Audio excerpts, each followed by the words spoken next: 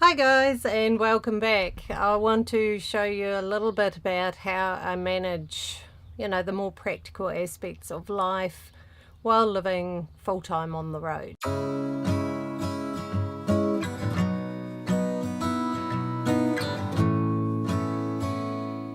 So in this video I want to talk about how I do mail and practical things like that, and also things like, having a doctor and things like that. Every now and then we need them. I try to not go to doctors too much because I've found in my own experience that it hasn't always been the best thing, but sometimes you have to. So you do need to be kind of registered in one area. So yeah, to start with, I get my mail sent to Private Box, which is a company. They actually advertise in the NZMCA magazine and stuff like that, places like that. And it's really, really good because it actually looks like a proper address, which for me, I like to keep some privacy. I wouldn't feel comfortable like asking family to mind my mail because my address is also on the internet, and I wouldn't want people just turning up there out of the blue. So having an address like that for me is very, very handy. It's yeah, it means that I do have a sense of privacy, but yeah, does look like a legit address, which is really cool. And another really handy thing about it is that I can get letters scanned and then I can download them. That costs me about 60 cents. So I've got to look a bit more into the costs. I'll put it into the video a bit later on. I actually can't remember.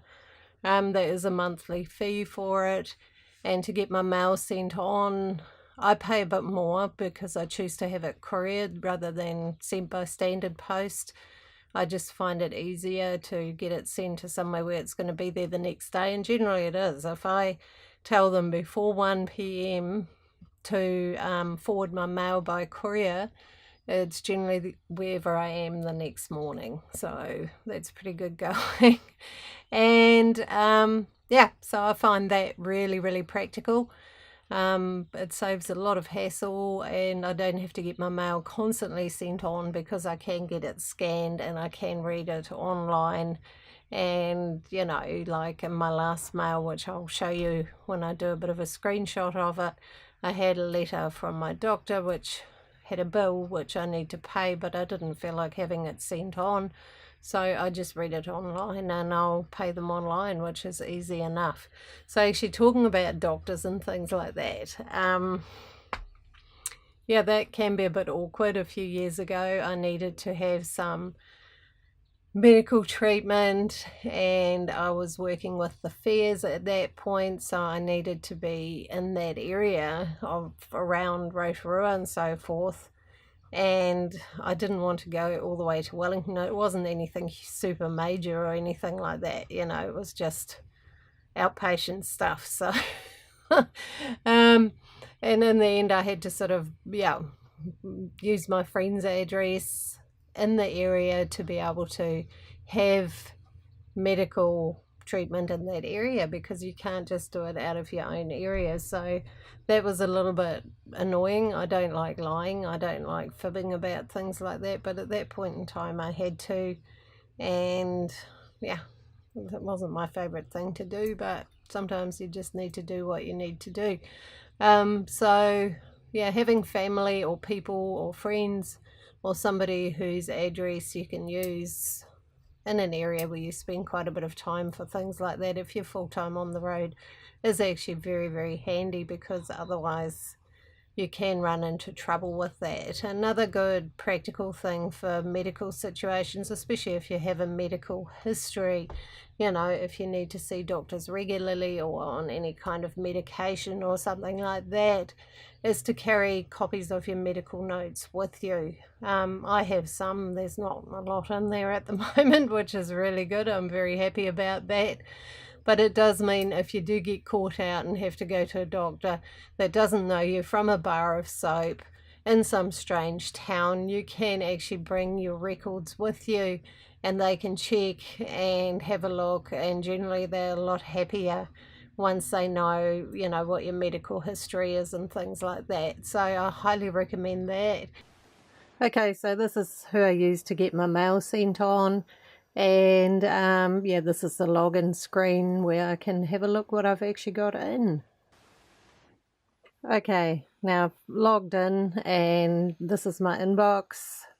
It's got one letter there which I got scanned and downloaded it so that I could read it online, which is super handy, and that cost me 60 cents I think.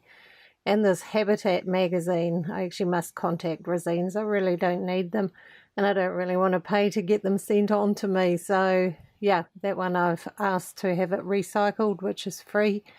If you want to send on your mail, you go in there and then this little screen comes up and it tells you, you know, you can fill in where you want to send it. Obviously I don't want to send it right now and I don't want to send it to Napier, but it actually remembers places you've quite frequently used, so that's pretty handy too.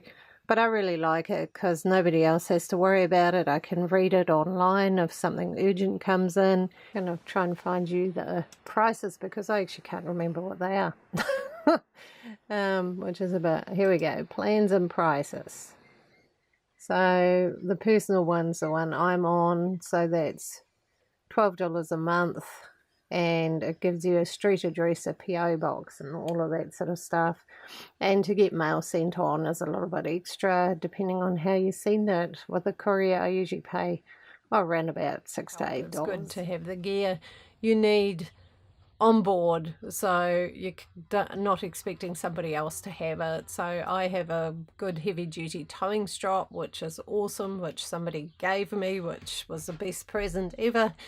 I have jumper leads for things like that. I have a jack, I have a wheel brace, and I have a massive piece of water pipe because undoing the wheel nuts on this thing's not fun. It's very, very hard and I actually have to jump on it sometimes to undo them, and one time I couldn't get one nut undone at all, and the guy and who was helping me and we had to go and get this really big guy and ask him to help. Because it was just Murphy's Law, the last nut won't undo. But still very, very good to have those sort of things. I also think, you know, I mean, it's suggested that we carry a first aid kit. My biggest tendency with that is to keep pinching the sticking plasters out of it, and then I have to buy more and replace them and put them in. But to have that stuff on board is another good thing, because it might not be you having an emergency, but you might be parked up somewhere where somebody else injures themselves and you'll be able to help. Fire extinguisher, absolute priority. I must check mine, make sure it's still valid, but I just think they are so important. And yeah, I have two. Like I have one upstairs and one downstairs because I don't want to get trapped up there if there's a fire down here and not be able to do anything about it. So yeah, that's another one. Get your safety stuff organised, and then you'll feel a whole lot more confident when you're on the road. Okay, so that's pretty much the major key points I think that are good to organise before you go. There's other things too that you need to personally organise and things like that.